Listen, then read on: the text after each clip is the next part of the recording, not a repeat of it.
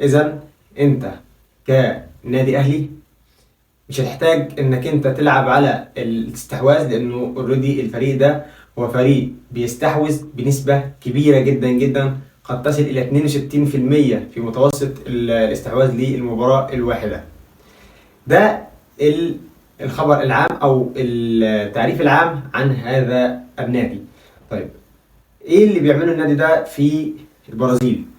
في البرازيل النادي ده بيحتل المركز السابع.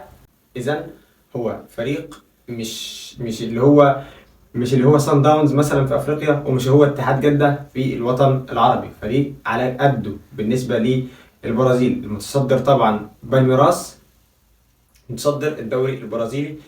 وفي المركز الثاني فريق اسمه غريمو. وبالمناسبة غريمو ده كان كسب في آخر مباراة نادي فلومينينسي البرازيلي بنتيجة 3-2. إذن هو فريق متواضع جدا، ولكن الحاجة الوحيدة اللي بيكون ليه الأفضلية هو المهارات الموجودة داخل أرضية الملعب. هو فريق بيمتلك مهارات كبيرة جدا.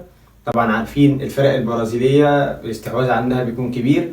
المهارات الاستحواذ ده هيفرق جدا، ولكن عندنا الجماعية، عندنا الهجمات المرتدة اللي هنلعب عليها بشكل رئيسي، لأنه الفريق ده فيه حاجة في الدفاع، وهي بيلعب دفاع متقدم تكاد تصل إلى إنه بيتخطى دائرة نصف الملعب في تقدم للدفاع. فأنت بهجمة مرتدة هتضرب خط الدفاع بالكامل، ولكن الحاجة اللي لازم تكون عندك هي اقتناص الفرص اللي هتجيلك وعدم استقبال أي أهداف من هذا الفريق.